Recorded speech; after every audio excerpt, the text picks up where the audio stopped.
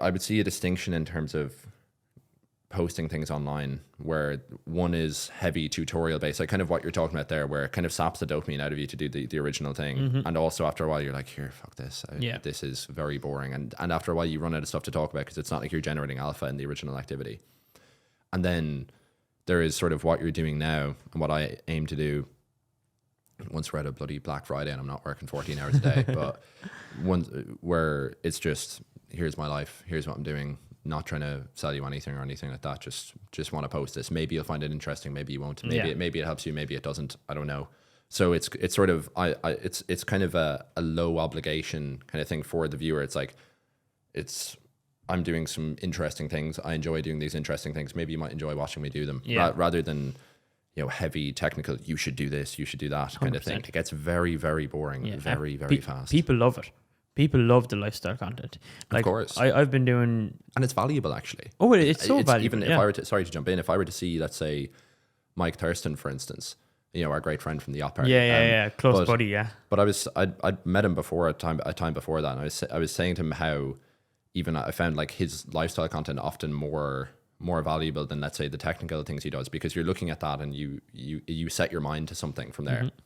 And not to get woo-woo, I do enjoy visualization and things like that, but if you spend most of your waking time thinking about something, odds are you'll get it. You know what I mean? Yeah. Well, and there with the lifestyle that he puts out, you're thinking, man, someone else can do this, so why not me? Yeah, and it's definitely, again, without getting into this visualizing and stuff, like, because when I hear people talk about it, all I think is, shut up. But like, I know for a fact now, looking back, we're not doing it on purpose, but I've thought about things and I've imagined things and I can see them slowly coming into fruition. Do you know what I mean? And one guy I actually love, and I know you're not his biggest fan, and I know like on Twitter as well, people are like tearing him apart, but I only watch half his content, is Iman Gadzhi. I would say I'm like not a big fan in a sense. I think he's a phenomenal creator. I think he's the single best person at personal branding I've ever seen in my entire life. His personal branding is immense. It's so good. No, he's the single best person at personal branding I've ever seen. It's so good. And I literally watch his videos. So I don't watch, like, I seen he released a video the other day and everyone on Twitter was going mad and it's like, this is your last chance to... Yeah, I'm not even clicking on whatever it's my last chance to do, because I've seen that you've said it's my last chance 4 or 5 times now. But if I see like a day in the life of Iman Gadzhi, I was like, yeah, that's what I want to see, because he's in Dubai. He's a pretty normal, like, he's 23 years old, pretty normal guy. I recognize the places he's in now because I'm in these places too. So he's in the Mall of Emirates. I was in the Mall of Emirates 2 days ago. He's in Dubai Mall. And I'm like, I am, what's the word? I am skeptical. No, I'm very like, what's the word? Like materialistic.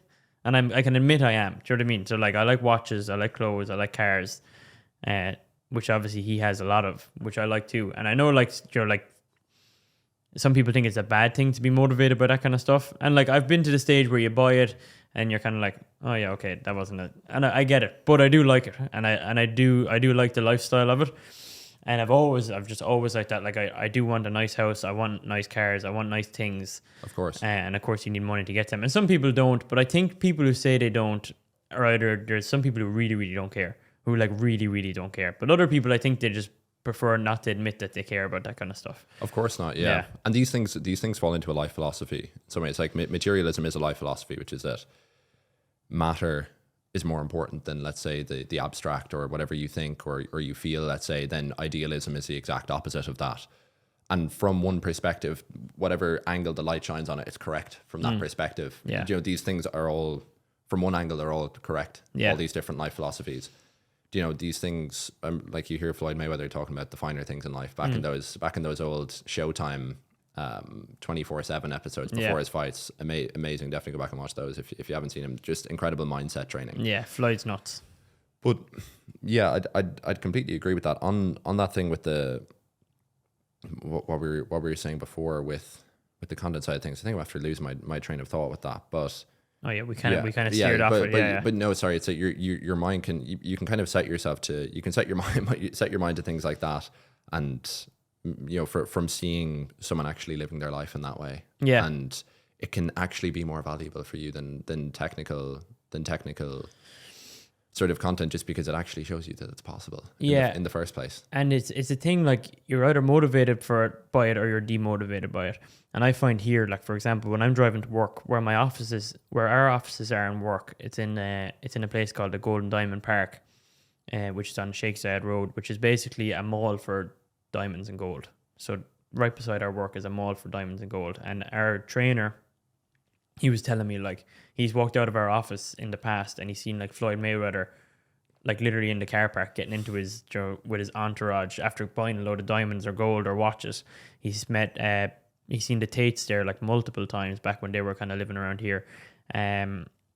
Jason Derulo, just all these, like, really Jason famous. Derulo, yeah. Floyd Mayweather, you have the Tates, and of course Jason Derulo. Jason Derulo. There. I think Neo and Nelly, maybe Nelly as well was there.